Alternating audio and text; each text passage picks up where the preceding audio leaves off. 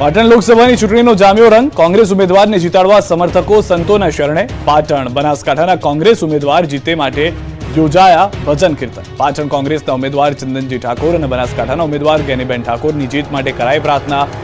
સંત સદારામ બાપા અને કોંગ્રેસના બંને ઉમેદવાર ચંદનજી ઠાકોર અને ગેનીબેન ઠાકોરના ફોટા રાખી કરાયા ભજન.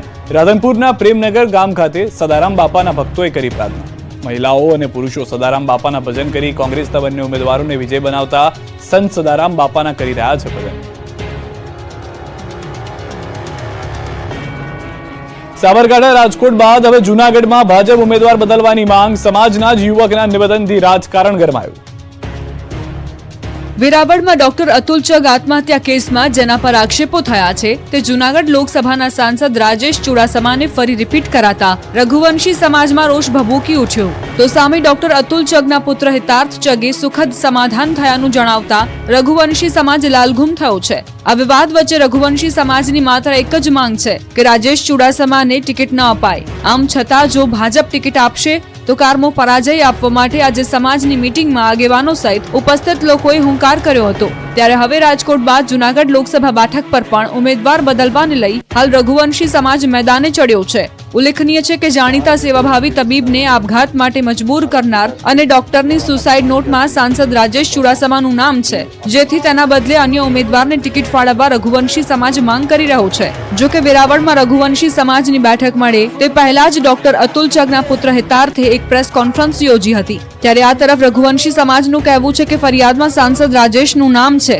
આ કેસ કોર્ટમાં ચાલી રહ્યો છે, છતાં પાર્ટી દ્વારા તેમને લોકસભાની ટિકિટ આપવામાં આવી છે. વર્ષની લડાઈ બાદ આ પ્રકરણનો સુખદ અંત આવેલ છે. રાજ્યના વાતાવરણમાં ફરી પલટો આવી શકે છે. અંબાલાલે કહ્યું કે ભીષણ ગરમી બાદ કમોસમી વરસાદ ત્રાટકશે.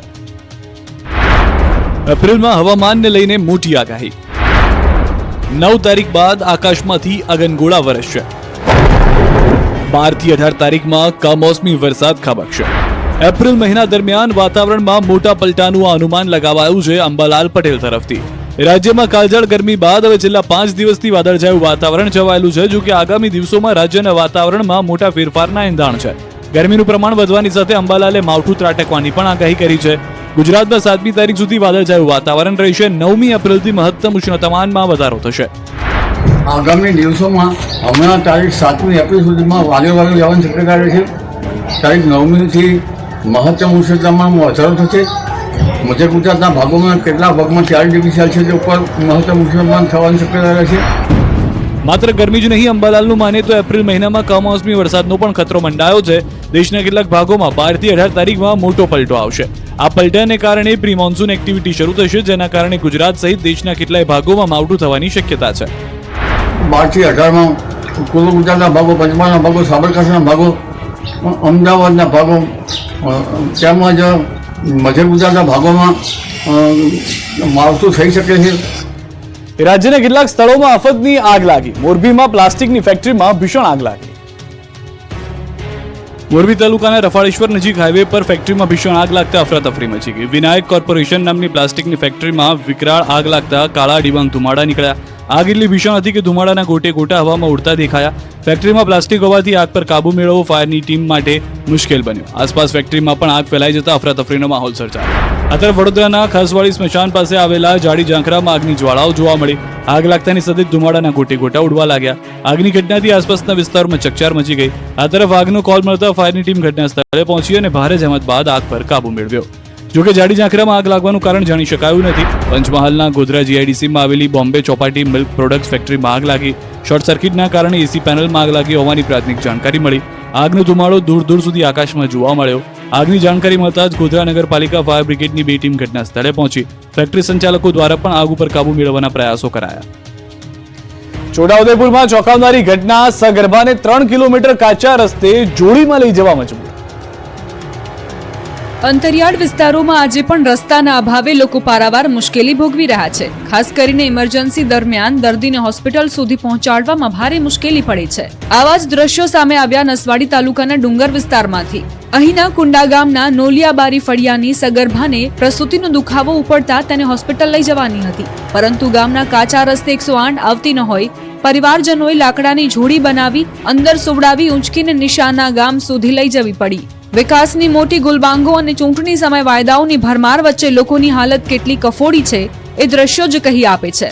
અંદાજે 3 કિલોમીટર ચાલ્યા બાદ ખાનગી વાહનમાં સગર્ભાને પાછળ સુવડાવીને નિશાના ગામે એમ્બ્યુલન્સ સુધી પહોંચાડી હતી. ત્યાં સગર્ભાએ રાત્રે બાળકને જન્મ આપ્યો હતો. સવારમાં બાળકને ગુમડા જેવું હોય નસવાડી બતાવવા લાવ્યા હતા. પછી ખિલખિલાટ વાન મહિલાને નિશાના ગામ સુધી મૂકવા આવી હતી. ત્યાંથી ફરી માતા અને બાળકને પરિવારજનો બાઇક પર ઘરે લાવ્યા હતા. આઝાદીના વર્ષો વીત્યા બાદ પણ હજુ નોલિયાબારી ફળિયાના કાચા રસ્તા પાકા નહીં બનતા અહીંના લોકો હેરાન થઈ રહ્યા છે. 250 થી વધુ ગ્રામજનોની વસ્તી હોવા છતાંય છેવાડાના માનવી સુધી હજુ પ્રશાસન પાકા રસ્તા પહોંચાડી નથી શક્યું. રાજ્યના કેટલાક વિસ્તારોમાં મારામારી અને હોબાળાના દ્રશ્યો સર્જાયા. સુરતમાં હોસ્પિટલમાં હોબાળો થયો. સુરતના કતારગામમાં શ્રદ્ધા હોસ્પિટલમાં દર્દીનું મોત થતા પરિવારજનોએ હોબાળો મચાવ્યો. પરિવારજનોએ ડોક્ટર સામે બેદરકારીના આક્ષેપ કર્યા. તાવની બીમારીને લઈ દાખલ કરવામાં આવેલ વ્યક્તિનું મોત નિપજતા ડોક્ટર સામે ફરિયાદ નોંધી કાયદેસરની કાર્યવાહી કરાઈ. આ દરમિયાન પરિવારજનોએ હોસ્પિટલને સીલ મારી દેવાની માંગણી કરી. જ્યાં સુધી ન્યાય નહીં મળે ત્યાં સુધી મૃતદેહ નહીં સ્વીકારવાની ચીમકી ઉચ્ચારી. ડોક્ટરની બેદરકારીના કારણે એક વ્યક્તિને પોતાનો જીવ ગુમાવવાનો વારો આવ્યો હોવાનો આરોપ પરિવારજનોએ કર્યો. આ તરફ ખેડાના મહેમદાવાદમાં માથાભારે તત્વોએ આતંક મચાવ્યો. નગરપાલિકાના પૂર્વ પ્રમુખના ભત્રીજા પર જાહેરમાં હુમલો કરાયો. રેલવે ગરનાળા નજીક જાહેરમાં માથાભારે તત્વોએ 4 બાઇકમાં આગચંપી પણ કરી હતી. દ્રશ્યોમાં જોઈ શકાય છે કે વાહનોમાં આગ લગાડવામાં આવી છે, જેના કારણે આસપાસના વિસ્તારોમાં અફરાતફરીનો માહોલ ફેલાયો. અસામાજિક તત્વોએ કરેલા જીવલેણ હુમલામાં ઈજાગ્રસ્ત થયેલા લોકોને સારવાર હેઠળ ખસેડાયા. વડોદરામાં હાઇડ્રોફ્લોરિક એસિડનું ટેન્કર લીક થતા નાસભાગ મચી ગઈ. રસ્તા પર એસિડ પડતાની સાથે જ ધુમાડાના ગોટે ગોટા જોવા મળ્યા. એસિડના કારણે રાહદારીઓને શ્વાસ લેવામાં તકલીફ થઈ. આ ઉપરાંત આંખોમાં બળતરાની પણ ફરિયાદો ઉઠી. રાહદારીઓ દ્વારા ફાયર બ્રિગેડને જાણ કરવામાં આવી. એસિડને ઠંડુ પાડતા ફાયર બ્રિગેડને નાકે દમ આવી ગયો. જો કે નંદેસરી ફાયર બ્રિગેડની ત્વરિત કામગીરીના કારણે મોટી દુર્ઘટના ટળી. મોબાઈલ ચોર રંગે હાથે ઝડપાયો. સુરતના માંગરોળમાં રંગે હાથે પકડાયો ચોર. આ વખતે ચોરની ચાલાકી ન ચાલી. મોબાઈલ ચોરી કરતો ચોર લોકોના હાથે આ બાદ ઝડપાઈ ગયો. સુરતમાં મોબાઈલ ચોરી કરતા યુવકને લોકોએ ઝડપીને મેથી પાક ચખાડ્યો. કીમ નજીક નવાપુરા જીઆઈડીસીમાં કારીગરનું ધ્યાન ચૂકવી યુવકે મોબાઈલની ચોરી કરી હતી. સમગ્ર ઘટના સીસીટીવીમાં કેદ થઈ હતી. જોકે લોકોએ મોબાઈલ ચોરને રંગે હાથે ઝડપી મેથી પાક ચખાડ્યો. મોબાઈલ ચોર અને રિસીવરને પોલીસ હવાલે કરાયા. માંગરોળ તાલુકાના નવાપરા જીઆઈડીસીમાં કારીગરોનું ધ્યાન ચૂકવી મોબાઈલ ચોરી કરનાર ઇસમાને સ્થાનિકોએ રંગે હાથે ઝડપી લીધો હતો. મહત્વનું છે કે આ વિસ્તારમાં ચોરીની ઘટનાઓ અવારનવાર બનતી હોય છે. જોકે આ વખતે સ્થાનિકોએ બાજ નજર રાખીને ચોરને પોલીસ હવાલે કરી દીધો. રાજ્યના કેટલાક વિસ્તારના ખેડૂતો ખુશ થઈ ગયા. અરવલ્લીમાં પાણી છોડાયું તો મહેસાણામાં સારા ભાવ મળ્યા. વાત્રક જળાશયમાંથી પાણી છોડતા ભર ઉનાળે અરવલ્લી પંથકના ખેડૂતોને હૈયે ટાઢક વળી. અરવલ્લીના ખેડૂતો માટે વાત્રક જળાશયમાંથી ઉનાળુ પાક માટે 140 ક્યુસેક પાણી છોડાયું. ડાબા કાંઠાની કેનાલમાં 90 અને જમણા કાંઠાની કેનાલમાં 50 ક્યુસેક પાણી છોડાયું. કેનાલમાં પાણી છોડાતા માલપુર, બાયડ અને ધનસુરા તાલુકાના 2200 ખેડૂતોને લાભ મળશે. ત્રણેય તાલુકાની 1200 હેક્ટર જમીનમાં કરાયેલા વાવેતરને પૂરતું પાણી મળી રહેવાથી ખેડૂતોમાં ખુશીનો માહોલ છવાયો છે. પાણી છોડાતા મકાઈ, ઘાસચારા સહિતના પાકને ફાયદો થશે. છેલ્લા કેટલાય સમયથી ખેડૂતો પાણી છોડવાની માંગ કરી રહ્યા હતા. આ તરફ મહેસાણામાં ઊંઝામાં તમાકુનું ઉત્પાદન કરતા ખેડૂતો ઘેલમાં આવી ગયા. ઉનાવા માર્કેટ યાર્ડમાં તમાકુનો ઐતિહાસિક ભાવ બોલાયો. સારી ક્વોલિટીનો તમાકુનો 3200 રૂપિયા ઐતિહાસિક ભાવ બોલાતા ખેડૂતોમાં ખુશીનો માહોલ છે. ઉનાવા એપીએમસીમાં તમાકુની 25,000 બોરીની આવક નોંધાઈ હતી. હાલમાં 1800 થી 2400 મણના ભાવ બોલાયા હતા. ચાલુ વર્ષે 10 થી 12 લાખ બોરીની આવકનો અંદાજ લગાવવામાં આવી રહ્યો છે. રીંગણના ભાવ ન મળતા નર્મદા પંથકના ખેડૂતોના હાલ બેહાલ. રસ્તા પર રીંગણ ફેંકવા ખેડૂતો મજબૂર. શાકભાજીના રાજા ગણાતા રીંગણના ભાવ તળિયે જતા ખેડૂતોના માથે આપ ફાટ્યા જેવી સ્થિતિ થઈ. રાજપીપળા સહિત આજુબાજુના ગામડાઓમાં 110 એકર જમીનમાં રીંગણાનું વાવેતર ખેડૂતોએ કર્યું છે. 1 એકરમાંથી રોજના 100 મણ જેટલા રીંગણનું ઉત્પાદન થાય છે. તેથી જિલ્લામાંથી 2.20 લાખ કિલો રીંગણ રોજના તૈયાર થાય છે. રીંગણના ઉત્પાદનની સામે બજારમાં માંગ ઘટી જતા ભાવો તળિયે આવી ગયા છે. અગાઉ રીંગણ 200 થી 400 રૂપિયા મણના ભાવે વેચાતા હતા. તેથી બજારમાં રીંગણની ભરપૂર આવક થઈ હતી. પણ લગ્ન સિઝન અને શુભ પ્રસંગો પર હોળાષ્ટકના લીધે બ્રેક લાગી જતા માંગ ઘટી હતી. જે રીંગણનો ભાવ 15 દિવસ પહેલા 200 રૂપિયા મણ હતો તે ઘટીને 40 રૂપિયા થઈ જતા ખેડૂતોની માઠી દશા બેઠી. ભાવ તળિયે બેસી જતા ખેડૂતોનો મજૂરીનો ખર્ચ પણ ન નીકળે તેવી સ્થિતિ છે. ગામે ગામથી રીંગણા બજારોમાં ઠલવાઈ રહ્યા છે. નર્મદા જિલ્લામાં કોઈ મોટું માર્કેટ નથી એટલે સુરત કે મુંબઈ સુધી રીંગણ વેચવા માટે જવું પડતું હોવાનું ખેડૂતોએ જણાવ્યું. 20 કિલોની રીંગણની થેલીને સુરતના બજારમાં લઈ જવા માટે 50 રૂપિયાનો ખર્ચ થાય છે. રોજની 90 થેલી લઈ જઈએ તો 4500 રૂપિયા ટેમ્પાનું ભાડું થઈ જાય અને તેની સામે 40 રૂપિયાના ભાવ લેખે વેચાણના 3600 રૂપિયા જ મળતા હોય છે. રીંગણના પૂરતા ભાવ ન મળતા કેટલાક ખેડૂતો તો રીંગણનો પાક રસ્તા પર નાખી રહ્યા છે, જેથી પશુઓના મોઢે જાય. અમદાવાદમાં સોનાના ભાવમાં મોટો ઉછાળો, 2 દિવસમાં ચાંદીમાં 2350નો વધારો. સોના ચાંદીના ભાવમાં રેકોર્ડ બ્રેક તેજી નોંધાઈ છે. અમદાવાદમાં સોનાનો ભાવ 71,800 અને ચાંદી 79,200 પર પહોંચી છે. 1 એપ્રિલે થયેલા ભાવ વધારા બાદ માત્ર 2 દિવસમાં જ સોના ચાંદીના ભાવમાં ધરખમ વધારો થયો છે. માત્ર 2 દિવસમાં સોનાનું 600 અને ચાંદીમાં 2350નો ભાવ વધારો નોંધાયો છે. લગ્નગાળા વચ્ચે સોનામાં થયેલા ભાવ વધારાને લઈને લોકોનું બજેટ પણ ખોરવાયું છે. સોના ચાંદીના ભાવમાં આવી રહેલા ઉછાળાને લઈને લોકો પણ ચિંતામાં મુકાયા છે. સોનાની શુદ્ધતા માટે સરકારે BIS કેર એપ બનાવી છે. આ એપ મારફતે સોનાની શુદ્ધતા અંગે માહિતી અને જો કોઈ ક્ષતિ હોય તો ફરિયાદ પણ નોંધાવી શકાય છે. મહત્વનું છે કે પહેલા એક અઠવાડિયાથી સોનાનો ભાવ 67,000ને પાર પહોંચી ગયો હતો, ત્યારે સતત વધી રહેલા ભાવના કારણે મોટા ભાગના ઇન્વેસ્ટર્સ મૂંઝવણમાં છે. હાલ સોનાનો ભાવ 71,800 જ્યારે સિલ્વરનો ભાવ 79,200 છે, જે ઓલ ટાઈમ હાઈ સપાટી ઉપર છે. જ્યારે સોમવારે 1 એપ્રિલે સોનાનો ભાવ 71,200 જ્યારે ચાંદી 76,850 રૂપિયા હતી. માત્ર 2 જ દિવસમાં સોનામાં 600 રૂપિયાનો વધારો જ્યારે ચાંદીમાં 2350નો વધારો થતા લોકોના ઘરે લગ્ન પ્રસંગ હોય તે લોકોના બજેટ પર અસર પહોંચી છે.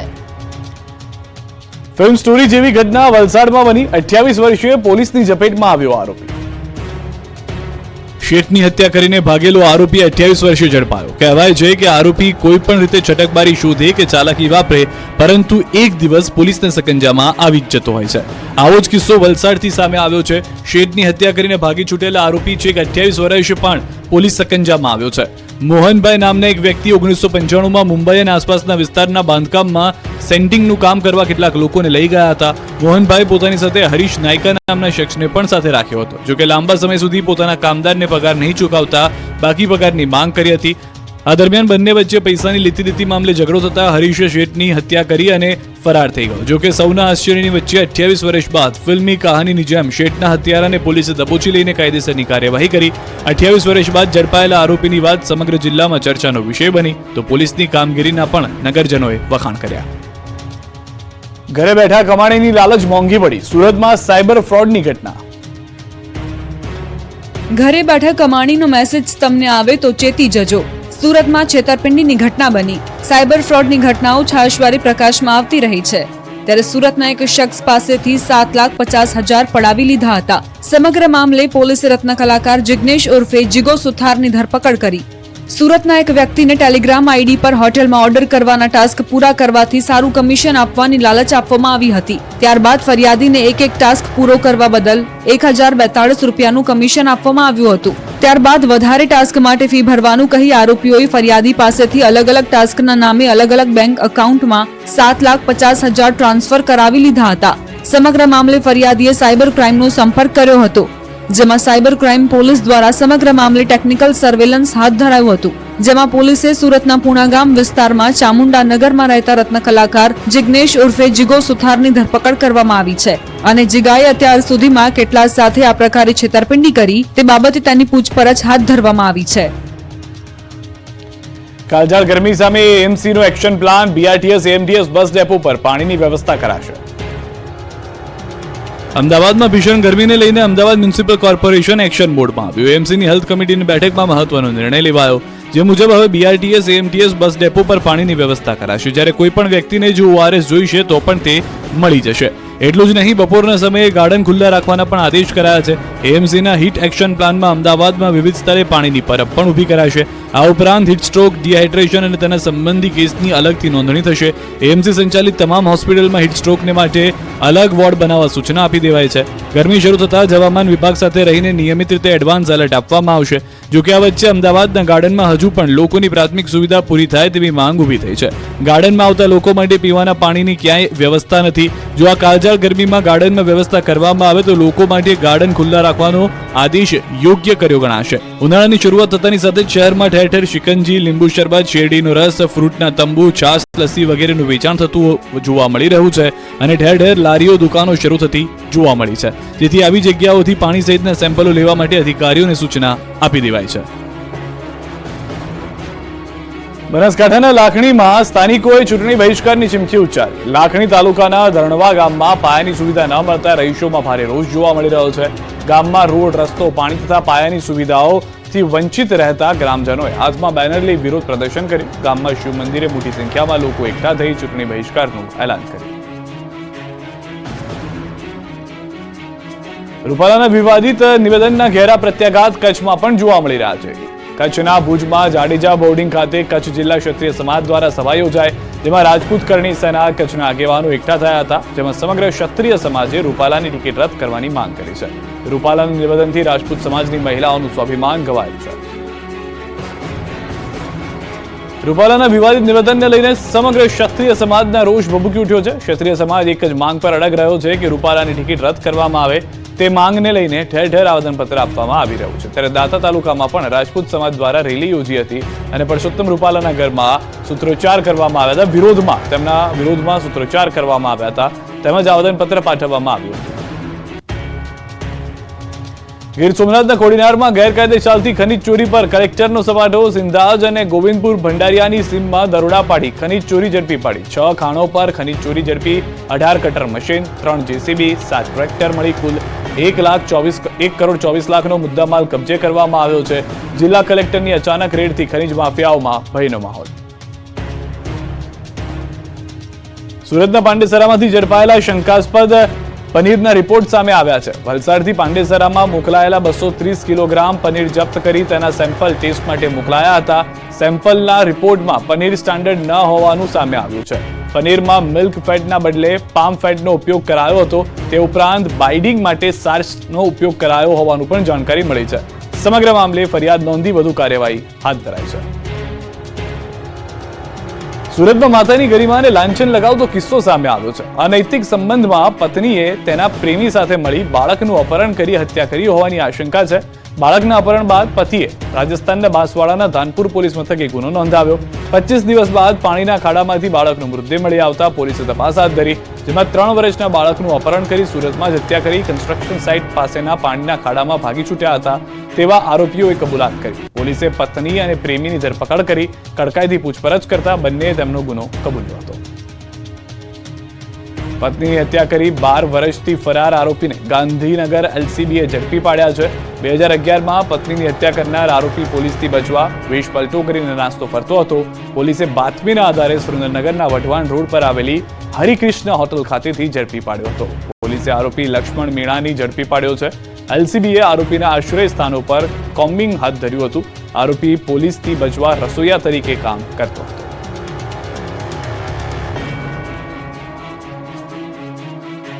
ભાજપ અને ક્ષત્રિયો વચ્ચેની બેઠક નિષ્ફળ રહી. ક્ષત્રિય આગેવાનોએ કહ્યું એક જ વાત, રૂપાલાની ઉમેદવારી પાછી ખેંચાવો, અમને માફી મંજૂર નથી. મહારાજાઓ નિમ્યા, એમણે રોટી બેટીના વ્યવહાર કર્યા.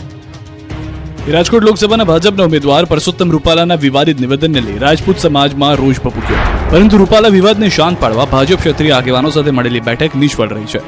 ક્ષત્રિય સમાજ એક જ માંગ પર અડગ રહ્યો કે રૂપાલાની ટિકિટ રદ નહીં થાય તો ઉગ્ર આંદોલન કરવામાં આવશે. બેઠકમાં ભૂપેન્દ્રસિંહ ચુડાસમા સહિતના ભાજપના આગેવાનો બેઠકમાં હાજર હતા. ભૂપેન્દ્રસિંહ ચુડાસમાએ માહિતી આપતા કહ્યું કે ક્ષત્રિય સમાજની લાગણી અમે હાઈકમાન્ડ સુધી પહોંચાડીશું. જોકે ક્ષત્રિય આગેવાનોએ પણ કહ્યું કે જ્યાં સુધી રૂપાલાની ટિકિટ રદ નહીં થાય ત્યાં સુધી અમારું આંદોલન યથાવત રહેશે. આ નૈતિક અધપતનને અટકાવવા માટે એક વ્યક્તિ પોતાનું ખાલી સંસદ સભ્ય પદ નથી છોડી શકતા. જેને આટલા રજવાડાઓ આપી દીધા એને કેવી રીતે આપી દીધા છે? તમે એક ખાલી સંસદ સભ્ય તમારી જિંદગી આખી રહેવું છે? એવું કોઈ સંજોગોમાં ક્ષત્રિય સમાજ સ્વીકારે નહીં. અત્યાર સુધીની ટિકિટની વાત હોય કે કોઈ પણ જગ્યાએ અમારું રાજકીય અસ્તિત્વ ધીમું મીન્સ આછું થતું જાય છે, એનો પણ અમે ક્યારે આવો વિરોધ નથી કર્યો. પણ હવે તો અમારી અસ્મિતા પર સવાલ છે અને મા દીકરીઓ પર સવાલ છે. રાજપૂત સમાજની સંકલન સમિતિની બેઠકમાં ગોતા વિસ્તારમાં આવેલા રાજપૂત ભવન ખાતે યોજાઈ. જો કે પહેલા રાજપૂત સમાજની કોર કમિટીની એસજી હાઈવે ઉપર એક હોટલમાં બેઠક મળી હતી. એ રાજકોટથી પદ્મિનીબાવાળા ગોતા રાજપૂત ભવન ખાતે પહોંચ્યા. તેમની સાથે 4 મહિલા સભ્યો પણ અમદાવાદ આવ્યા હતા. આજે મળેલી બેઠકમાં કોઈ નિર્ણય આવ્યો નથી અને આ બેઠક નિષ્ફળ રહી હતી. ક્ષત્રિય આગેવાનોએ ભાજપના નેતાઓ સમક્ષ રૂપાલાની ટિકિટ કાપવાની જ માંગ કરી હતી. બેઠકો પર બેઠક બાદ પણ ક્ષત્રિય સમાજ નમતું જોખવા તૈયાર નથી. ક્ષત્રિય સમાજે ફરી પોતાનું સ્ટેન્ડ ક્લિયર કર્યું. રૂપાલા વિવાદને શાંત પાડવા ભાજપના ક્ષત્રિય આગેવાનોએ મોરચો સંભાળ્યો, પરંતુ ક્ષત્રિય સમાજ રૂપાલાની ટિકિટ રદ કરવાની માંગ સાથે અડગ છે. અમદાવાદના ગોતામાં મોટા ક્ષત્રિય નેતાઓ ઉપસ્થિત રહ્યા હતા. પ્રદીપસિંહ, ભૂપેન્દ્રસિંહ ચુડાસમા, બળવંતસિંહ રાજપૂત, કેસરી દેવસિંહ ઝાલા બેઠકમાં હાજર રહ્યા. ક્ષત્રિય સમાજની 92 લોકોની ટીમે આ બેઠકમાં આગેવાનોની રજૂઆત સાંભળી હતી, પરંતુ ક્ષત્રિય સમાજની એક જ વાત હતી કે પાર્ટી રૂપાલાને ત્યાંથી ખસેડી લે. બધા જ લોકોએ એક જ વાત કરી કે અમને એક જ વાત મંજૂર છે કે પાર્ટી રૂપાલા સાહેબને ત્યાંથી ખસેડી લે. આ સિવાય અમને એક પણ વાત મંજૂર નથી. રાજકોટ લોકસભાના ઉમેદવાર પરસોત્તમ રૂપાલાની ઉમેદવારી રદ કરવા સિવાય કોઈ સમાધાન ક્ષત્રિય સમાજ કરવા માંગતો નથી. ક્ષત્રિય સમાજે કહ્યું કે અમારું પહેલા પણ એ જ સ્ટેન્ડ હતું, અત્યારે પણ એ જ સ્ટેન્ડ છે અને ભવિષ્યમાં પણ આ જ સ્ટેન્ડ રહેશે. જ્યાં સુધી રૂપાલાની ઉમેદવારી રદ કરવામાં નહીં આવે ત્યાં સુધી ક્ષત્રિય સમાજની વિવિધ સંસ્થાઓ, કોર કમિટી, સંકલન સમિતિએ નક્કી કરેલા કાર્યક્રમો ચાલુ રાખશે.